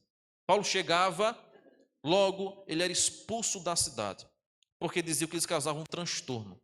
O evangelho começava a ser pregado, vidas eram transformadas, um padrão de vida era estabelecido, o povo dizia, não, aqui não. Isso vai trazer prejuízo para nós. Bota para fora esse homem. Eles eram tratados como lixo, escória da sociedade. Então, o ministro, de acordo com o apóstolo Paulo, é um mordomo fiel, mas é também um espetáculo diante do mundo. É chamado para ser esse espetáculo por causa de Cristo, a sofrer por causa de Cristo. Terceiro e último lugar, o ministro também é um pai amoroso. Verso 14 ao verso 21, o apóstolo Paulo agora utiliza essa imagem de pai em uma guinada de 180 graus, como diz o reverendo Hernandes. Ele sai da severidade, da ironia que ele utilizou para configurar a maneira rebelde da igreja de Corinto, e agora fala com doçura como um pai. Essa imagem de apóstolo Paulo pastor da igreja, é a imagem que mostra a afeição de Paulo por aqueles irmãos. E nós que somos pais, naturalmente, nós agimos assim. Nós disciplinamos, nós exortamos, nós castigamos, nós queremos que os nossos filhos mudem todo e qualquer comportamento que seja desonroso e que não seja correto. Mas, ao mesmo tempo que nós disciplinamos, nós também colocamos no colo, enxugamos as lágrimas, consolamos, abraçamos e beijamos. É o que Paulo faz. Primeiro, Paulo exorta a igreja de Corinto. Segundo, Paulo vai consolar aqueles irmãos trazendo uma palavra pastoral. E ele termina dizendo assim: não vos escrevo estas coisas para vos envergonhar. E olha que Paulo já fez aqui uma bela exposição que certamente envergonhou aqueles irmãos. Vocês estão brincando em quem é o melhor pastor, enquanto nós estamos aqui sendo levados ao mundo. Eu quero usar aqui essa imagem para lembrar você mais ou menos como seria isso. O reverendo Francisco Leonardo, mesmo que eu ilustrei ainda há pouco, certo dia chegou no seminário e os alunos estavam brincando com pão. Cada um pegou um pedacinho de pão, aquelas colherzinhas de plástico, vocês conhecem muito bem de escola pública, né, azul, e pegava o pãozinho e fazia assim, que nem uma lança, zá. E de repente ele chega, estavam os alunos de um lado para outro, jogando pão, para lá e para cá. Ele chegou no ambiente do refeitório, não disse uma palavra sequer, e começa a catar pedacinho por pedacinho no chão e comer. Ele passa o refeitório todinho e começa a comer todos os pães que foram jogados no chão, depois vai embora para a sala da direção. Não diz nada. No culto da tarde e no culto do dia da manhã, pela manhã, os alunos foram tomados de uma grande comoção e arrependimento que os levou a pedirem perdão ao diretor e a repensarem a atitude dele. Ele não falou nada. Ele apenas ilustrou o que deveria ser feito por aqueles irmãos. Enquanto uns estavam desperdiçando o alimento, ele, que era o reitor e diretor, foi lá e pegou cada pedacinho do chão e comeu. De maneira humilhante, é claro, os pães estavam sujos, mas ao mesmo tempo exemplificando. É o que Paulo faz com a igreja de Corinto. Ele dá uma exortação dura àquela igreja, mas de maneira amorosa para ensinar o valor dessa palavra. Por isso ele vai dizer então: eu não vos escrevo para vos envergonhar, pelo contrário, para vos admoestar como a filhos meus amados. Paulo amava aquele povo e por isso o admoestava. Já viram aquelas frases comuns, né? O amigo leal é o que confronta. O amigo leal não é o que concorda com você em tudo, mas é o que confronta você naquilo que é errado, e coisa desse tipo. É exatamente essa ideia aqui, porque Paulo vai dizer o seguinte: eu vos gerei, verso 15, ainda que vocês tenham vários preceptores, em Cristo não tereis, porque eu gerei vocês. Então Paulo se coloca como pai espiritual daquela igreja. Por isso o verso 16 ele diz assim: admoesto-vos, portanto, a que sejais meus imitadores. Eu sou o pai espiritual de vocês, eu gerei vocês, me imitem, siga os meus passos, veja a minha caminhada. Paulo aqui dá exemplo aos seus filhos, ele manda no verso 17 Timóteo, para lembrar a eles o que Paulo estava fazendo pelas igrejas onde havia passado. Ele vai dizer: por essa causa vos mandei Timóteo, que é meu filho amado e fiel no Senhor, o qual vos lembrará os meus caminhos em Cristo Jesus. Timóteo é enviado para lembrar aquela igreja o que é que Paulo estava fazendo também em outros locais para que ele se comportasse de tal maneira. E então Paulo termina dizendo o seguinte: alguns se ensoberbeceram, como se eu não tivesse de ter convosco, mas em breve irei visitar-vos, se o Senhor quiser. E então conhecerei não a palavra, mas o poder dos ensoberbecidos. Paulo aqui está dizendo: se vocês que são soberbos e se acham grandes, dignos de fazer qualquer julgamento, em breve eu estarei com vocês. E aí eu quero ver se de fato a vida de vocês é digna de refletir esse poder. Por isso que ele diz: o reino de Deus não consiste em palavra, mas em poder. Ou não consiste em palavra, mas em prática, em vida. E essa vida exemplifica e testemunha o poder. Não é a palavra que vai convencer, não é a palavra, não é o discurso eloquente que vai marcar a fidelidade e a autoridade do ministro, mas, sobretudo, a palavra com a vida regrada pela palavra. Por isso ele termina, então, no versículo 21 o seguinte: o que é que vocês preferem? Irei a vocês com vara ou com amor e espírito de mansidão? A pergunta é retórica. Capítulo 5 ele continua, mas ele termina lembrando aos irmãos: o que é que vocês preferem? Que eu chegue aí e encontre vocês com humildade, ou chegue aí e os encontre ensoberbecidos e use a vara para corrigi-los e admoestá-los? O que é que vocês preferem, irmãos? O reino de Deus não consiste em palavra, mas consiste em poder. Por fim, nós aqui temos uma lição que o apóstolo Paulo nos traz.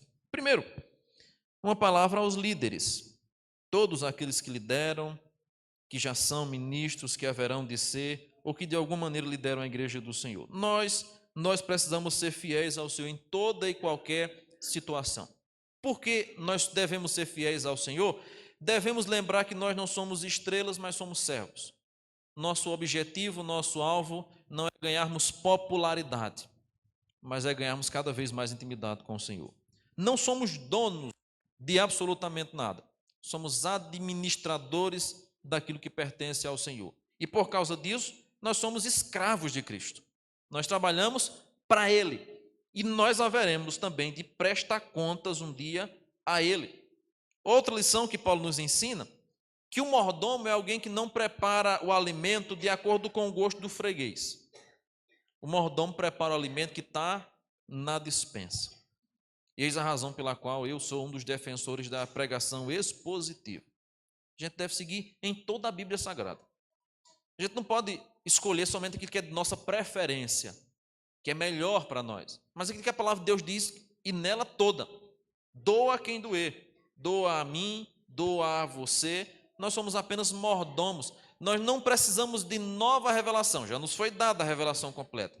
Basta-nos apenas expô-la com fidelidade. Com fidelidade. Por causa disso, então, a nossa preocupação não deve estar com o que as pessoas vão achar, mas o que Cristo está achando da nossa vida. Não é o que as pessoas veem, o que as pessoas acham, mas o que é que Cristo está achando disso. Por fim, uma palavra também à igreja. Considere o Evangelho de Cristo como sendo a base para qualquer julgamento. O crivo que nós utilizamos na igreja não é o crivo do mundo, é o da palavra. O que baliza a igreja, o que norteia a igreja, o que direciona os nossos pensamentos, as nossas decisões, não deve ser o mesmo crivo do mundo, deve ser o crivo da palavra. Por fim, cuidado com a soberba. Paulo vai exortar aqui esses irmãos com respeito à soberba. O reino de Deus não consiste em palavra, mas consiste em poder. E a Bíblia diz que a soberba precede a ruína. É preciso ter muito cuidado com a soberba. Então não considere maior do que é. Não considere-se jamais melhor do que os outros. Eu falava esses dias lá para os meus alunos de IBN, em uma pergunta que um aluno fez lá, não lembro nem qual era a pergunta em específico, mas estava relacionada a por que, pastor, algumas pessoas dentro da igreja se destacam mais do que outras e às vezes em um curto período de tempo. A pergunta era mais ou menos nesse nível, nessa questão, para tratar sobre aqueles que haveriam de um dia ser enviados para a IBN, para o seminário, instituições da EPB, coisa desse tipo. E eu explicava exatamente isso a ele. Deus distribuiu dons à igreja. A igreja é um corpo, é uma unidade. E Deus escolheu pessoas para trabalharem neste corpo de acordo com funções diferentes. Então, naturalmente, haverá de se levantar pessoas que vão vir com disposição e com uma natural inclinação a ensinar, a pregar, a evangelizar e coisas afins. Às vezes você até tem uma pessoa muito mais madura, muito mais experiente, que está muito mais tempo fazendo isso. E outra, de repente, chega recentemente e já ganha o reconhecimento da igreja. Isso não deve gerar na igreja um sentimento de ciúme, de inveja, de mal-estar, mas eu estou aqui há tanto tempo e agora chega esse aí, assume o lugar e já ganha um destaque. Não é esse o sentimento que deve haver no nosso coração. Deus chamou um para cada coisa. E nós devemos entender que nós temos de Deus o dom que Ele nos quis dar. Então a soberba, a inveja, o ciúme não deveria fazer parte do povo de Deus, jamais. A pior coisa do mundo é quando a igreja começa a ficar enciumada com as atividades, com os ministérios, com a pregação da palavra, com a liderança. É terrível o ciúme. Paulo vai dizer, nós somos mordomos, irmãos, nada é nosso. Nós estamos trabalhando a serviço de Cristo. Quanto mais trabalhador, melhor. Não tem motivo para estar enciumado. Porque de repente tem um irmão ali que começou a pregar e está ganhando destaque, a igreja está gostando. Porque de repente tem um irmão que está fazendo trabalho com as crianças e está fazendo melhor do que os que estavam fazendo e o povo está gostando e está caminhando. Porque de repente tem alguém fazendo uma ação social e está melhor do que a junta ou do que isso, aquilo outro. Isso não deve gerar em nós ciúme. Deve gerar em nós gratidão, glória a Deus por isso. Graças a Deus que está chegando mais gente para trabalhar, para contribuir. A figura do mordomo, do dispenseiro e do ministro é exatamente essa. Não é nosso. Nós apenas trabalhamos para Ele. É tudo para a glória dele. Quem nos dera a igreja tivesse essa consciência de que nós somos escravos de Cristo, servos de Cristo, ministros de Cristo, dispenseiro de Cristo, nós nos ocuparíamos em trabalhar mais, em fazer mais, em nos empenharmos mais. Mas um problema é real dentro das igrejas. Poucos trabalham, muitos observam e não fazem nada. Com poucos trabalhando, muitos observando e não fazendo nada, nós temos um peso de mais de um lado. Um peso de mais de um lado. Quem não está dentro do trabalho, não sabe a realidade do trabalho. É mais fácil criticar quando você está de fora, né? É mais fácil você criticar, de repente, a vida de uma pessoa que você não sabe o histórico dela. Normalmente é assim, a gente precisa ter cuidado. Inclusive, quando a gente faz uma crítica a uma pessoa que a gente não conhece. Às vezes a gente vê uma pessoa assim, passa na sua rua a vida inteira, uma mulher estranha que se senta na calçada, um homem estranho que tem um comportamento diferente. Você diz, pai, que cara estranho, que mulher estranha. Mas você nunca parou para saber qual é a história da vida daquela pessoa. Esses dias eu vi um fato assim, eu vou concluir, de uma mulher lá na cidade de São Paulo que era uma acumuladora compulsiva. E a primeira vez que eu vi, fiquei espantado. Ela encheu a casa dela, o muro e a frente, de lixo, numa proporção que foi uma semana para tirar todo o lixo da casa dela. Prefeitura, máquina, trator, gente empenhado para tirar o lixo da casa dela. Ela vivia com 10 camisas por sobre o seu corpo. Mesma coisa com saia, um monte de camisa, um monte de casaco por cima. A casa ela estava dormindo do lado de fora da casa, porque dentro da casa o lixo, a acumulação já tinha batido no teto. E eu disse, meu Deus do céu, como é que alguém chega num nível desse? Eu pensei a primeiro momento, né? Como é que alguém chega num nível desse, meu Deus? A mulher andava com um monte de roupa, assim, era muita roupa, para tirar a roupa, eu não sei como é que ela vivia daquela maneira. E aí o tempo passou, fizeram lá o projeto, limparam aquela coisa bonita toda, né? Um rapazinho que trabalha com isso. Aí depois ele contou a história dela. Por que ela se comportava assim? Na infância, ela não tinha nada, então ela não tinha uma boneca, não tinha um brinquedo, não tinha uma casa, não tinha nada, ela era pobre demais e abusavam sexualmente dela.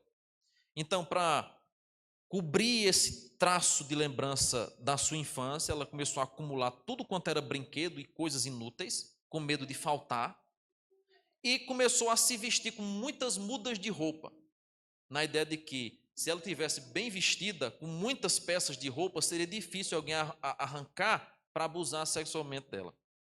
Mas à primeira vista, todo mundo que passava na frente da casa dela, que chamava, que mulher nojenta, né? Que mulher imunda, para aí. Quem já viu deixar a casa nesse nível? É o que naturalmente nós podemos pensar. Mas não sabemos o histórico por trás. Por isso que Paulo vai nos lembrar que a igreja do Senhor, ela pertence ao Senhor e nós somos apenas ministros. Devemos trabalhar para Ele, porque nós somos escravos dEle. E quão bom seria, irmãos, que nós fôssemos empenhados na obra do Senhor, em o quanto que nós somos empenhados nas coisas que nós fazemos. Quanto que nós somos empenhados nas coisas que nós fazemos. O problema é que muitas vezes nós enxergamos o benefício. Se nos beneficiar, eu faço. Se não me beneficia, deixa que outro faz, deixa que outro leve, deixa que outro se vire para lá. Isso é um problema. Nós não entendemos o nosso papel, a nossa função, o nosso chamado. Importa que os homens nos considerem ministros de Deus, dispenseiros de Cristo. E o que Deus requer de cada um é ser encontrado fiel. No último dia, quando o Senhor pedir contas da minha vida e da sua vida, o que é que nós vamos ter para oferecer e para apresentar? Imagine o dia final. Quando Deus começar a pedir conta do trabalho de cada um, traz aí o teu relatório ministerial. Não é só para pastor isso. Todos os anos apresento meu relatório ministerial ao presbitério. Quantas pregações, quantas visitas, quantas seitas, aquele negócio todo. Deus vai dizer para cada um de nós, cadê o seu relatório ministerial? O que é que você fez? O que é que você fez na minha obra? Traz aí a lista. Quantas visitas você fez na sua vida? Quantas pessoas você evangelizou? Quantas pessoas você ajudou financeiramente?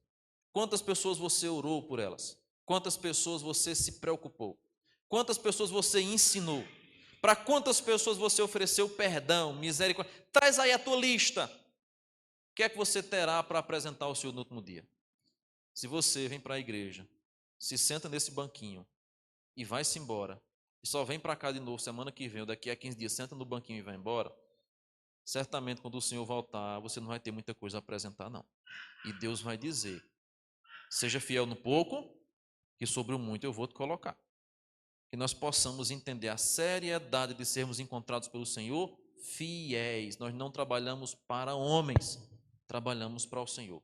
Ainda que os homens nos considerem lixo, escória, como Paulo vai dizer, espetáculo para o mundo, eu trabalho para Cristo. Deixa-me considerar como escória. Deixa-me deixar esquecido. Eu vou fazer meu trabalho para o Senhor. Não importa se eu vou ganhar um reconhecimento, se eu vou ganhar a placa, se eu vou subir no púlpito, se eu vou ter minha foto postada, se eu vou ter meu nome reconhecido. Eu estou trabalhando para o Senhor. É ao Senhor que eu vou prestar contas. Em nenhum momento Paulo vai dizer que o dispenseiro prestava conta aos seus conciliares, aos seus demais da casa. Mas ele prestava contas ao seu Senhor, porque o Senhor haveria de pedir contas.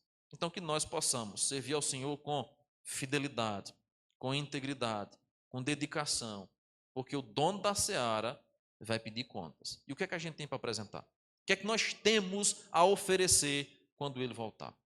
E Deus tem misericórdia, para que nós arregacemos as mangas e comecemos a trabalhar. Breve Jesus voltará. O que é que nós temos a oferecer? Vamos ficar em pé? Vamos orar então, concluindo.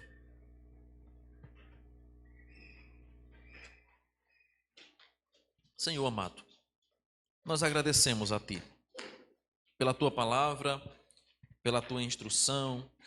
Pedimos que o Senhor aplique em nossos corações, para que possamos andar de acordo com a Tua palavra, Senhor. Para que possamos andar de acordo com os Teus ensinos, a sermos despenseiros fiéis, a trabalharmos para o Senhor com fidelidade. Mesmo que o mundo nos considere escória, lixo, nós sabemos que para o Senhor o nosso trabalho não é vão.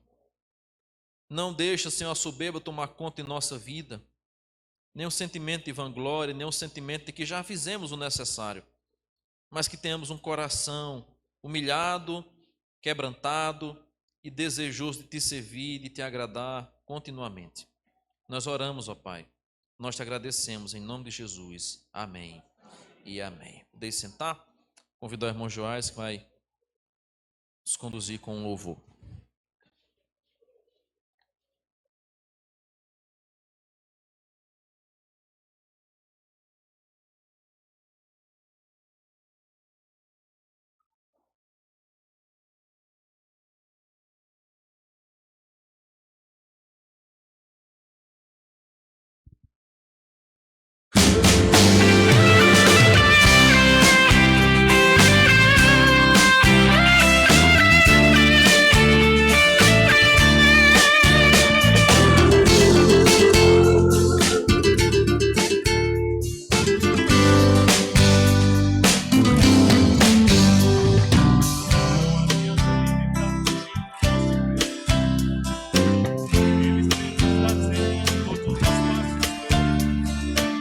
Esquadrinha o meu andar e o meu deitar, sabe a intenção do pensamento. Mesmo antes da palavra da minha boca então sair, tu já sabes e conheces tudo Teu conhecimento para mim é tão maravilhoso, para que eu possa atingi-lo. Para onde eu irei sem teu Espírito? Para onde fugirei da tua face, ó Deus? Se os meus ossos não te foram encobertos, quando no oculto eu fui formado. Nos raios e trovões eu ouço tua voz. Tu governas o universo e a cada um de nós. E é por isso que Davi assim cantou: para onde eu fugirei de ti? Se eu subir ao céu, tu aí estás. Se eu tomar as asas da águia e voar, se na profundeza fizer minha cama, tu aí estás também. Se eu disser vá pras trevas, então me cobri, a noite vira dia em volta de mim. Mesmo que eu queira fugir de tua presença, ó Deus, fugir pra onde? Aleluia.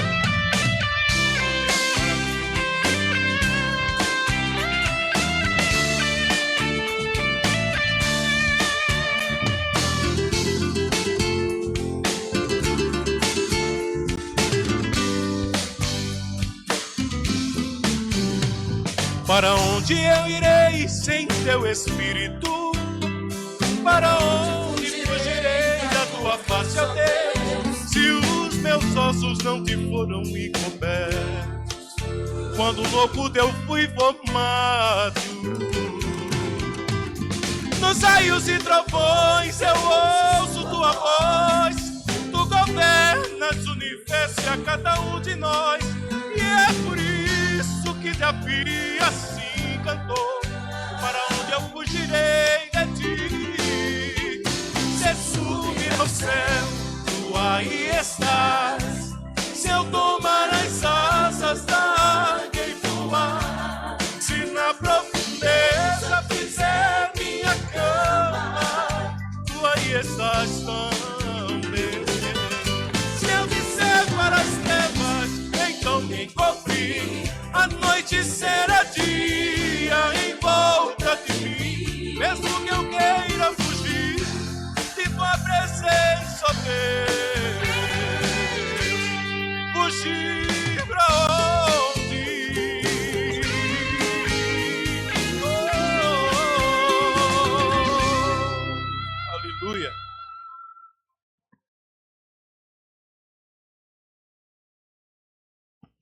Amém. Louvado seja Deus. Para onde nós fugiremos do Senhor? Vamos ficar em pé, amados irmãos. Vamos terminar o nosso culto. Convidar aqui à frente os aniversariantes da semana. Dia 12, Francisca Oliveira e Melina Lessa. Só tem Melina aqui, né? Francisca não veio hoje, não. Muito bem. Orar. Pedrinho está aí. Venha cá, Pedrinho. Nós vamos orar pelo seu aniversário 15 dias depois. Mas o que vale é você estar vivo, meu filho.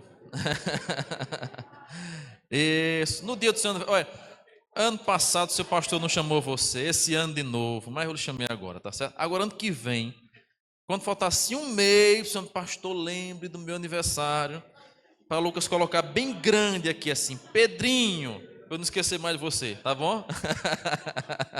Vamos orar então por nossos irmãos e agradecer a Deus por mais um ano de vida que Deus já concedeu, né? E concederá a Melina, dia 12. Bom, Deus amado, abençoa poderosamente os teus servos, que pela tua graça, pela tua dádiva, pelo teu favor, têm alcançado misericórdia e têm permanecido de pé até o momento, e certamente o Senhor haverá de sustentá-los com muitos anos de vida, paz, para o louvor de tua santa glória. Derrama sobre eles toda dádiva de bênção, toda sorte de bênçãos, que eles possam crescer em graça, em sabedoria e em estatura, e que sejam prósperos em tudo que vierem fazer, por onde andarem, aonde estiverem, que a tua boa mão esteja sobre eles, guardando, protegendo, livrando de todo mal e perigo. Que sejam fiéis ao Senhor em todas as coisas, em nome de Jesus. Também rogamos, ó Pai, por cada um dos irmãos que aqui vieram, os nossos irmãos que estão enfermos, os nossos irmãos que estão em recuperação. Rogamos ao Senhor pela nossa irmã Nathalie, que está se recuperando da cirurgia, pelo nosso presbítero Paulo, que também está se recuperando da cirurgia, a outros irmãos que estão enfrentando alguma enfermidade, alguma virose durante esse período, que o Senhor assista cada um em sua fraqueza, em sua necessidade, em sua enfermidade e restaure para o louvor de tua glória. Dá-nos uma semana abençoada, dá-nos dias que possam ser vividos intensamente para o louvor da tua glória. Nós oramos, te agradecemos por todas as coisas em Cristo Jesus. Amém e amém. E agora, irmãos, que a maravilhosa graça e paz do nosso Senhor e Salvador Jesus Cristo, o amor de Deus o Pai, a comunhão e as ternas consolações do Espírito Santo de Deus esteja sobre vós e sobre todo o povo de Deus espalhado por toda a face da terra, desde agora e para todo sempre. Amém.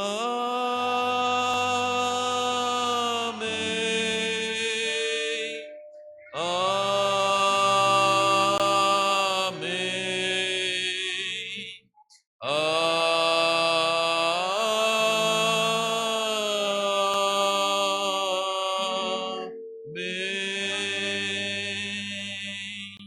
Amém, amém. Poder sentar rapidinho, só 2 avisos para a igreja. Primeiro, agradecer aos visitantes, Silmara, José Alexandre, Jeane, seu neto, Brian. Levanta a mão quem está nos visitando essa noite. Muito bem, temos aqui ali atrás. A senhora é mãe, mãe de Jailson, muito bem. Eu lembro da mãe de Sandovânia, é um prazer tê-la aqui. Temos irmãos aqui na frente também. Vamos cumprimentá-los. Sejam bem-vindos em nome de Jesus. É uma alegria, voltem sempre. Sejam bem-vindos a essa igreja, tá bom? Queridos, sexta-feira haverá reunião departamental da SAF, lá na casa da nossa irmã Irani, às 19h30. E dia 21, lembre da nossa 21, 22, de hoje a 15, a nossa campanha do agasalho. Você tem casaco, tem cobertor, traga para a igreja no dia 21, que a SAF vai recolher e nós vamos distribuir para as pessoas que estão precisando, tá bom? Próximo sábado, nós teremos o nosso encontro de casais, jantar especial, a gente faz todos os anos, e você, irmão de nossa igreja, casais aqui da igreja, que ainda não fizeram a sua inscrição, por favor, nos ajude com a logística do encontro, mais uma vez, e se inscreva, tá bom? O valor é R$90 ao restaurante, tá bom? Ficou R$45 a refeição por cada pessoa, R$90 casal, mas nós fizemos um pequeno acréscimo de R$20 nesse valor, porque esse ano, se o Senhor nos permitir, nós vamos sortear uma diária de hotel para o casal ganhador. Então, no ato da inscrição, você paga o restaurante e paga esse valor para que a gente possa fazer uma reserva no hotel. A quantidade de casais vai dizer a qualidade e as estrelas do hotel. Então, se a gente tem 15 casais, é hotel de 1 estrela. Se tiver 30, é 3 estrelas, né? Se tiver 50 casais, que é o que o espaço comporta no máximo, é um hotel 5 estrelas. É o que vai sobrar para a gente fazer a reserva, tá bom? Então, eu vou pedir 2 coisas aos irmãos. Primeiro, você que é da nossa igreja, ou que está assistindo a transmissão e vai participar, por favor, faça a inscrição no link. Olha, você não gasta mais de 3 segundos. Você clica no link, coloca o nome, o seu nome, o nome do seu cônjuge, a igreja que você frequenta, ou se não frequenta nenhuma igreja, e pronto, só isso. Para que a gente possa ter uma base. Eu preciso passar para o restaurante até sexta-feira, no máximo, a quantidade de pessoas. Não tem como a gente receber casal assim, pastor, eu decidi ir agora, no sábado. O restaurante vai ter que comprar todo o mantimento antes, né? Comida para muita gente. Ele tem estrutura, mas tem que preparar. Então, por favor, faça sua inscrição e o pagamento tente providenciar até a sexta-feira, que a gente precisa pagar 50% do valor antecipadamente, tá bom? Então, você que não fez inscrição, se inscreva. Vai ser uma noite maravilhosa. Às 19 horas nós vamos iniciar e a gente vai ter um momento ali de culto, de reunião, como a gente tem aqui, dinâmica, mas depois um jantar especial preparado para para todos os casais. Convide mais um casal. Não é só para a igreja. O jantar, o encontro é feito por nós da igreja, mas é aberto a outras pessoas. Então, convide seu vizinho, convide seu parente. Se você vai convidar e tiver condições, pague para aquela pessoa. Então, convida um casal descrente e abençoe a vida dele. Eu vou pagar para você ir. Aquele casal, você está passando dificuldade no relacionamento, ajude.